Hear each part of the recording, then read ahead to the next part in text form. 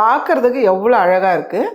இந்த மீன் மசாலாவை எடுத்து கீரை சாதம், சாம்பார் சாதம், ரச சாதம் கூடலாம் வச்சு சாப்பிட்லாம். அப்படியே எடுத்து சூடான ஒயிட் ரைஸில் போட்டு பிசைஞ்சு சாப்பிட்லாம். எல்லாத்துக்குமே பக்காவாக மேட்ச் ஆகும். இப்போ இந்த மீன் மசாலா ரொம்ப ஈஸியாக எப்படி சேர்த்து நம்ம பார்க்கலாம். இப்போ ஒரு பேன் வச்சுக்கலாமா. அதில் ஒரு 2.5 டேபிள் ஸ்பூன் அளவுக்கு எண்ணெய் சேர்த்துடலாம். கொஞ்சமாக ஜீரகம் சேர்த்துடலாம். 1.5 டேபிள் ஸ்பூன் அளவுக்கு மிளகாய் தூள் சேர்த்துடலாம். 1 டேபிள் ஸ்பூன் அளவுக்கு பெப்பர், கொஞ்சமாக மஞ்சத்தூள், ஜீரகத்தூள் கொஞ்சம் 1/4 டீஸ்பூனோட கம்மியாக சேர்த்துக்குங்க. ஒரு 1/4 டீஸ்பூன் அளவுக்கு மல்லித்தூள், தேவையான அளவு உப்பு சேர்த்துடலாம். இந்த அளவுக்கு எல்லாம் ஒன்றா சேர்ந்து கலந்து விட்டுருங்க.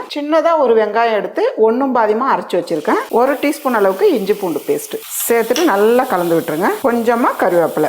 மசாலா சேர்த்து ரொம்ப நேரம் பரட்ட வேண்டியது இல்லை, ஓரளவுக்கு வதக்கினா போதும். கொஞ்சமா ரொம்ப கம்மியா புளி எடுத்து ஒரு 1/4 கப் அளவுக்கு தண்ணி சேர்த்து கரைச்சி வச்சிருக்கேன். சேர்த்துட்டு நல்லா கலந்து விட்டுருங்க. நான் 1/2 கிலோ மீன் எடுத்து கழுவி சுத்தம் பண்ணி வச்சிருக்கேன். இப்போ ஒரு பீஸா சேர்த்துடலாம். மீன் சேர்த்துட்டு 1 நிமிஷத்துக்கு அப்படியே மூடி வைக்கலாம். பாருங்க, 1 நிமிஷத்துக்கு விட்டுருக்கேன். எண்ணெய்லாம் சேர்க்க வேண்டியதில்லை, அந்த எண்ணெயே நல்லா திரிஞ்சு வந்துடும் மேலே. இப்போ இதை அப்படியே திருப்பி விடுங்க. நமக்கு இது மீன் வறுவலாவும் ஆயிடும், அதே போல மீன் கிரேவியாவும் வச்சு சாப்பிடலாம். திருப்பி விட்டுட்டு 1 நிமிஷத்துக்கு மேலே ஒரு 1.5 நிமிஷம் வரலாம் அப்படியே விட்டுருங்க. அவ்வளோதாம்மா. அப்படியே திருப்பி திருப்பி விடுங்க. இதே போல 2 பக்கமும் நல்லா திருப்பி விட்டுருங்க. நல்ல ஒரு டிஃப்ரெண்ட்டான டேஸ்டான மீன் மசாலா ரெடி.